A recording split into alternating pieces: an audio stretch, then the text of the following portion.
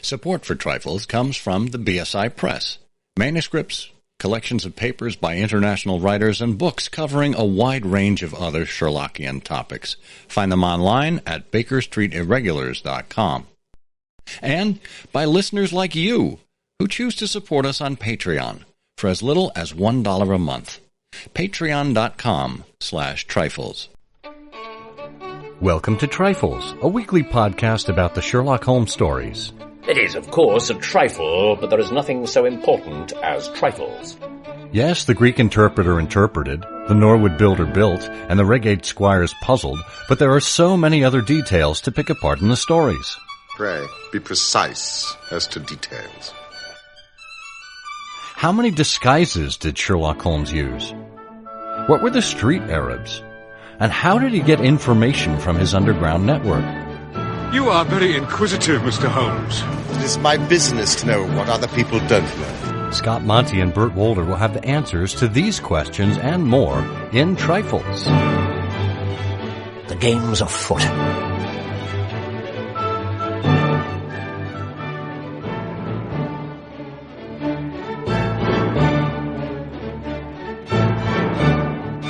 Episode 304, Candles. Hello and welcome to Trifles, the Sherlock Holmes podcast where we get into some of the details in the Sherlock Holmes stories. I'm Scott Monty. I'm Burt Wolder. And Burt, are you doing this by candlelight by any chance? No, I'd rather curse the darkness. That's a good reference. I like that. Yeah. Well, we've turned off all the power here. The lights are out, and I have no notes on the computer in front of me because the power is out. I'm just going by candlelight. Oh, excellent. What were podcasts like before electricity? Well, you'd go from house to house and drop the pods off, I think. You'd have to have 20-minute conversations with people at their doorstep. Yeah. I'm sure they love that. Well, we are here on your audio doorstep from Trifles. We do this every week. Every Wednesday, we drop a new episode where we talk about something that we found in the Sherlock Holmes stories that's worthy of remark. Usually something that may have passed your notice, or maybe something that piqued your curiosity at some point. And that's what we do here on Trifles. The show notes for this episode, if we have any links that you need to know about, or if you'd like to sign up for our Patreon, we do have a prize that we do at the end of every month. This is one of those episodes. This is our final episode of October here in Season 6. We're going to do a drawing. All of our Patreon supporters are eligible for this prize. The prize, of course, is a back issue of the Baker Street Journal. And as I was going to say, if you'd like to find those show notes, they're available at ihose.co/trifles304.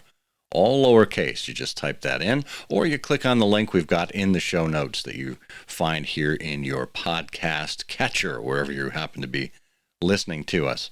Our Patreon, and again, the link in the show notes will take you there. But if you want to go directly to our Patreon, it's right in those show notes, and it's at patreon.com/trifles. We do appreciate your support, and we have prizes and thank you gifts going out to our Patreon supporters as well.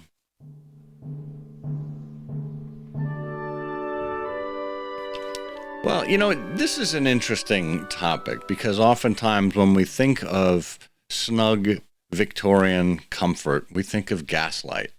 Or maybe we think of the early days of electricity. I know one of the great references of electric lights in the canon is in Charles Augustus Milverton.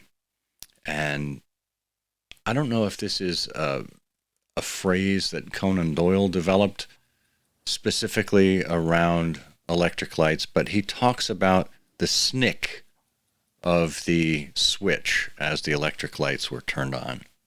And I don't know that snick was used as a word before that. Oh, that's interesting. I never noticed that.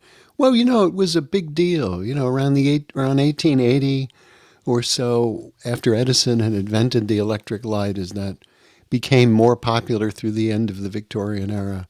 It was a real transformation. It was one of many transformations for lighting inside the home. And I imagine it was really unusual. It's something you'd never done before. Now you've got this little thing on the wall and it makes a big clicking sound. That's really interesting.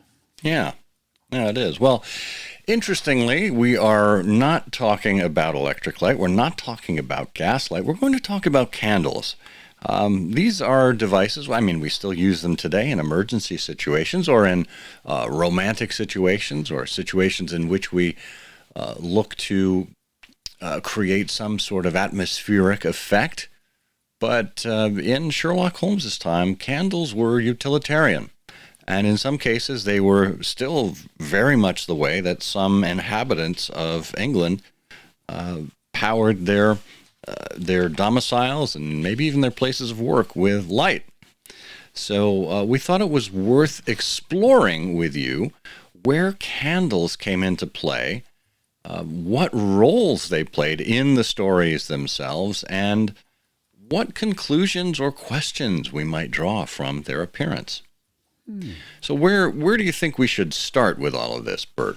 Well, we could certainly start with A Study in Scarlet, because in the very first case of Sherlock Holmes, we would never have found out about the death of Enoch Drebber without all of the clues and the recurring bits of information and the importance, really, of something as minor as the stump of a red wax candle, which was on the corner of a showy fireplace, surmounted by a mantelpiece of imitation white marble, and on one corner was this stump of a red wax candle.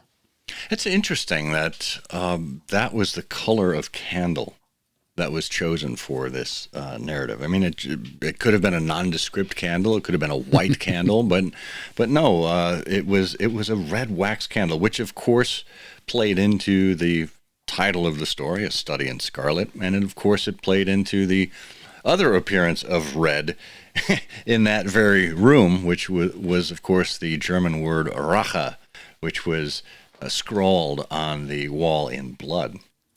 And Holmes says, why was that corner of the room chosen to write it on? I'll tell you.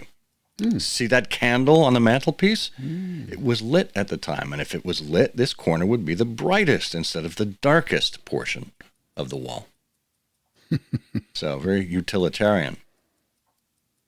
But without that candle, we would not have had this case for Sherlock Holmes to solve, because I think it was our hero / villain, Jefferson Hope. He realized that the wedding ring that he showed to Drebber before his death had been left behind. But because he also left the candle lit in that corner, it attracted the attention of the police.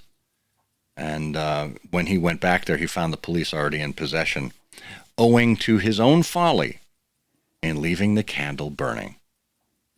So I gather that because the house was supposed to be empty, yes, the idea that there's a light in there. Yeah. That is the idea. So that very much figured into the surfacing of this case for Gregson and Lestrade, who then came to Sherlock Holmes for assistance. Remarkable. There's another famous appearance, not of a candle, but of the effects of a candle.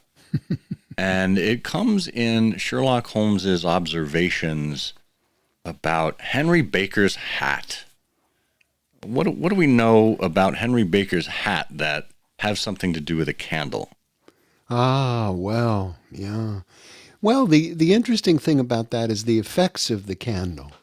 So, the hat, of course, this is from the Blue Carbuncle, and the hat has been retrieved with the goose. And Holmes has a remarkable series of deductions based on his study of the hat with, I think, a forceps and a magnifying glass. And Watson says, basically among those deductions, Holmes says the gas is not laid on in this house, and other things about Henry Baker. And Watson says, well, wait a minute, how do you know the gas? They don't have gas in the house. And Holmes says, oh, well, one tallow stain or even two might come by chance. But when I see on this hat no less than 5, I think that there's little doubt that who this owner of the hat has been brought into frequent contact with the burning tallow, walking upstairs at night probably with his hat in one hand and a guttering candle in the other. Anyway, you don't get tallow stains from a gas jet. And now Watson, of course, missed the opportunity to say, well, wait a minute, Holmes, isn't your deduction that he doesn't have a hat stand? That's a great point. I mean, you think about that. The normal kind of entryway of a Victorian home would have had a hat stand or a hat rack up on the wall, a peg on the wall. Why wouldn't he have hung his hat there? Yeah, right. Why is he taking his hat upstairs? Yeah. Well, he slept in it, Watson. He couldn't afford a nightcap. Well, Watson, that tells me the room in which he was sleeping was drafty. Well, that's interesting. There are certain holes here, and there's other questions that we have about candles that I think we want to get into, but let's do that right after this quick word from our sponsor. If you're a regular listener of Trifles, you'll know that we also have another show called I Hear of Sherlock Everywhere. And of course, we do hear of Sherlock everywhere around the globe, and it's partially due to the BSI Press.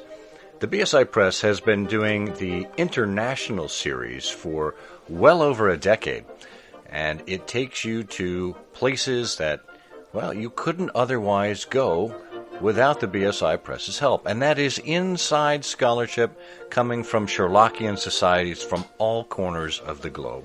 You'll find Japan and Sherlock Holmes, Scandinavia and Sherlock Holmes, Australia, Italy, Spain, Canada. The list continues to grow. So if you're interested in what people from all around the world have to say about Sherlock Holmes, find that common bond at the BSI Press website, BakerStreetIrregulars.com, and pick out an international volume of your choice today.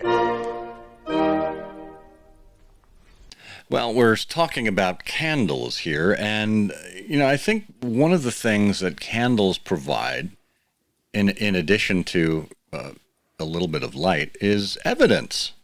Because we look at candles and what they do. They gutter. They sometimes make a mess on the floor.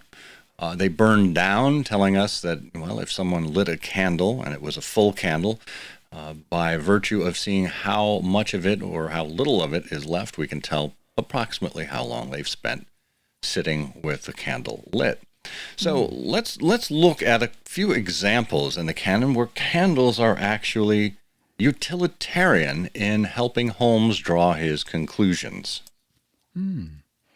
Well, a good one, is in The Devil's Foot, because one of the things that's happened in The Devil's Foot is that the poor Tregennis family, the two brothers and poor Brenda, were discovered seated around the table, a card table, all night long, and the cards were still spread in front of them.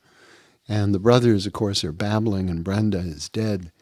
And the cards are spread out in front of them, and the candles, Watson tells us, have been burned down to their sockets. And the candles in the fire must have burned out hours before. So we know they'd been sitting there in the dark until dawn had broken.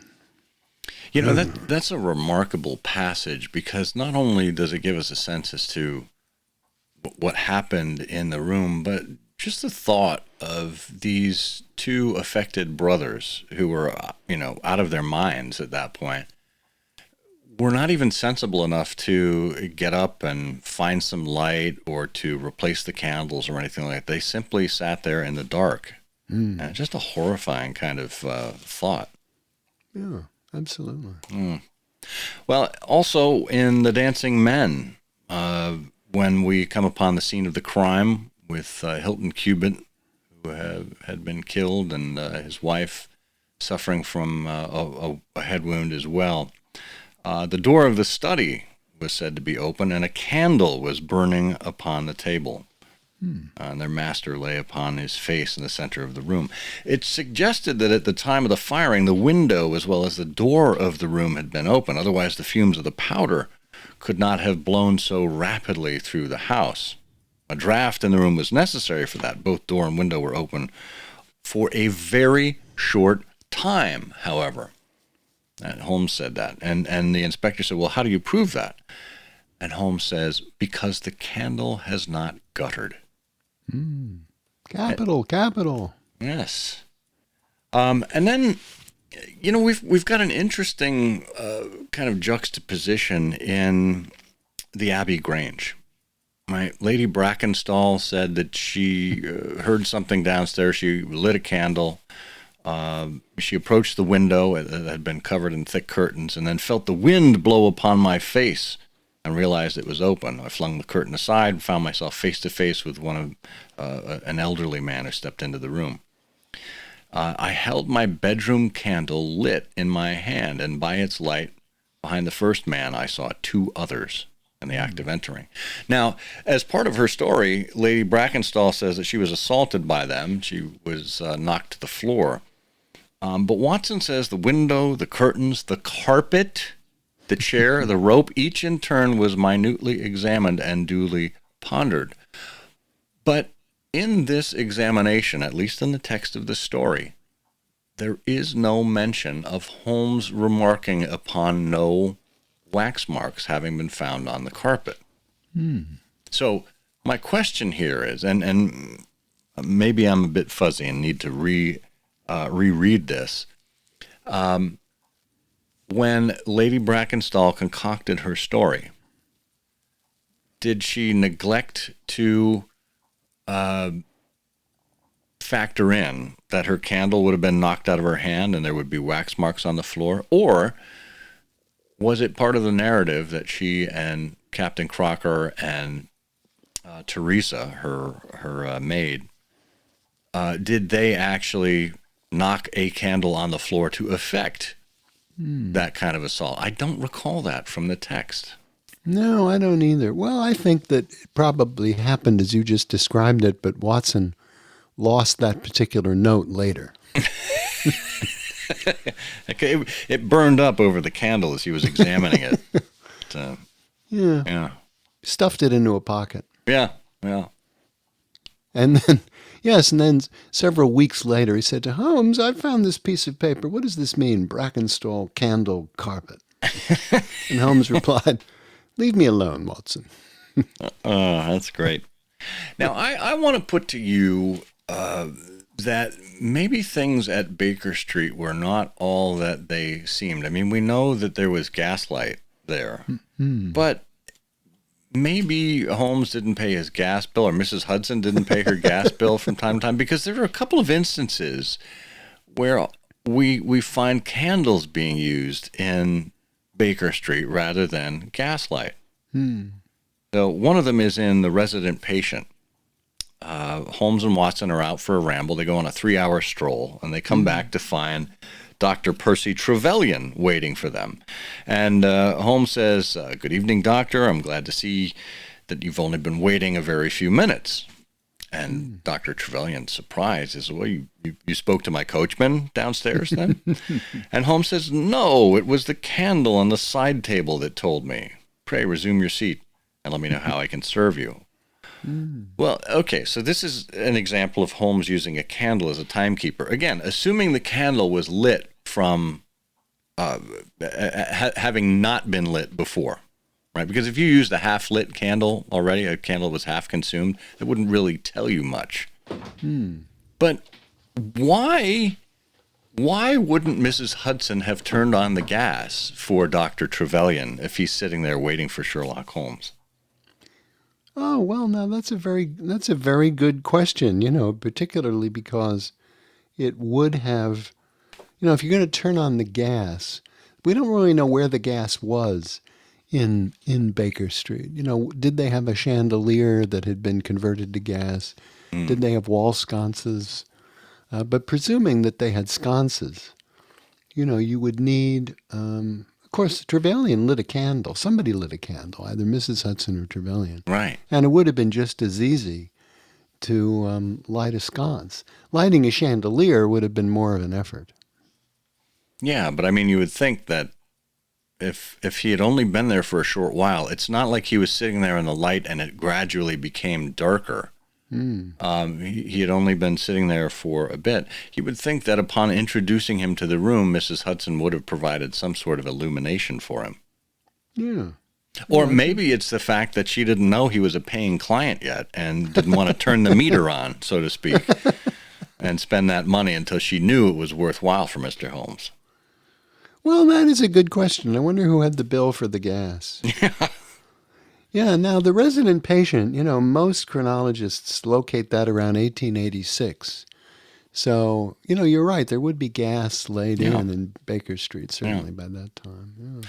Well, and similarly, in 1897, well into their residency there, Watson notes that it was on a bitterly cold and frosty morning during the winter of 97. I was awakened by a tugging at my shoulder. It was Holmes. The candle in his hand shone upon his eager, stooping face and told me at a glance something was amiss. And then, of course, he emitted those famous words, "Come, Watson, come. The game is afoot. Not a word. Into your clothes and come." Again, not turning on the full gas that morning, instead just using a candle to go from room to room. If he really wanted Watson up, wouldn't he have just pumped the gas right up and lit the room up in its... or was he just trying to be considerate and not, that bright... How when someone turns on a bright light after you've been asleep, how it's just annoying. Maybe he was just trying to be more considerate. Oh, it could be, but it's a lovely scene. You could imagine waking up and there's the face of Sherlock Holmes illuminated by a flickering candle. It's not quite the same as, Watson waking up because somebody was fiddling around with the wall sconce. True. And, if I were Watson and I were truly annoyed at being woken up so early, I would have turned to Holmes and just blown out his candle. I say, That would be a good response. What time? It's 6 o'clock in the morning, Holmes. But there's another question I have at the appearance of a candle in the stories. We have Holmes and Watson and their midnight vigil in the room of Helen Stoner. Right, she has secreted her way into her sister's old room, and Holmes and Watson are waiting for the speckled band to make its appearance. And Watson tells us that Holmes had brought up a long, thin cane, and he placed this on the bed beside him. By it, he laid a box of matches and the stump of a candle. He turned down the lamp, and we were left in darkness. So my question is, why, in this situation, would Holmes have bothered with a candle and not something like a dark lantern? Because as the snake is making its way through the ventilator, and Holmes sensed it or heard it, wouldn't it be easier to simply flip open a dark lantern rather than trying to light a match, light the candle, grab the whip or the cane? I mean, and just in the very next room, we're told that Dr. Roylott had lit a dark lantern. Why not the dark lantern instead of a candle in this scene? Well, it's a good question. And then also, of course, what happens in that scene is Holmes turns down the lamp, and they were both left in darkness. So Right. You're absolutely right. I mean, the advantage of having a dark lantern, if it's candlelit, let's say, or even if it's not, if it's got an oil wick in it, is that you can make it dark without extinguishing the flame. And so Right. in the same way, you can quickly turn the light on. So yeah, that would seem to be an important tool to have. Yeah. Much better than a candle. And of course, we do come across dark lanterns in other stories. There was one used in the passageway in the bank vault in the Red-Headed League as they were waiting for the break-in. And there was one in Bruce Partington plans as well. So it's not like it was a tool or an accoutrement that was unknown to Holmes and his likes at the time. But I thought it might be interesting to end on something a little etymological with respect to candles. In The Sign of Four, that famous opening scene, Watson says, which is it today, morphine or cocaine? And Holmes talks about, why he turns to cocaine 3 times a day, etc. And Watson, of course, is very concerned about him. He says, count the cost. Your brain, as you say, may be roused and excited, but it is a pathological and morbid process which involves increased tissue change and may at least leave permanent weakness. Too, what a black reaction comes upon you. Surely the game is hardly worth the candle. Why should you, for a mere passing pleasure, risk the loss of those great powers with which you have been endowed? The game is hardly worth the candle. Not the game is afoot. The game is hardly worth the candle. What does that mean?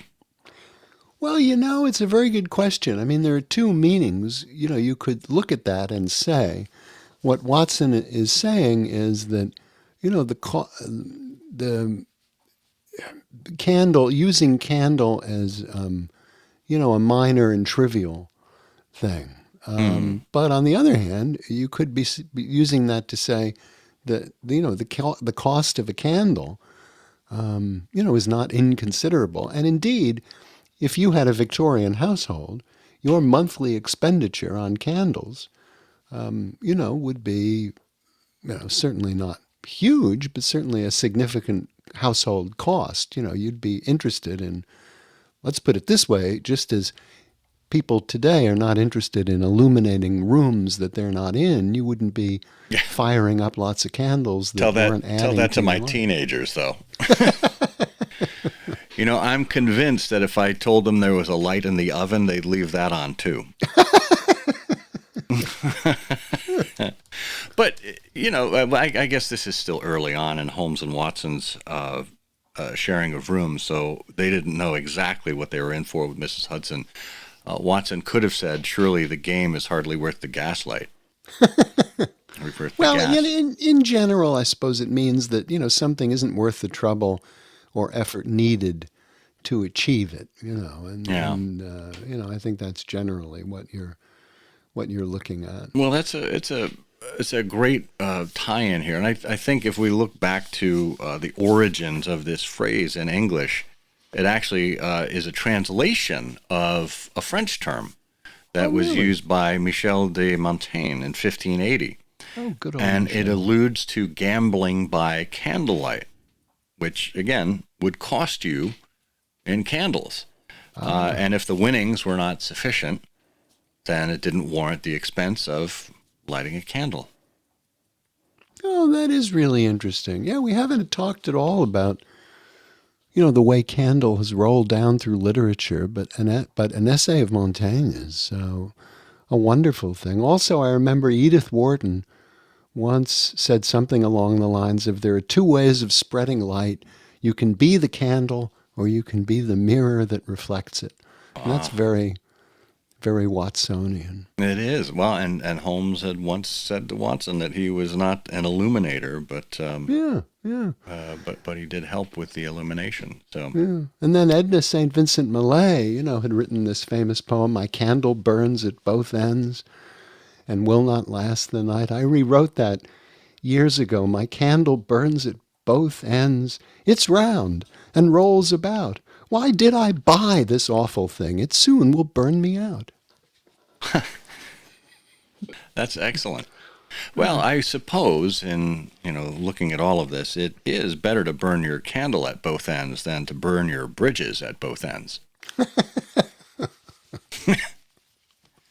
Next up on Trifles, we'll be talking about bridges. That's a great idea. Yeah, sure.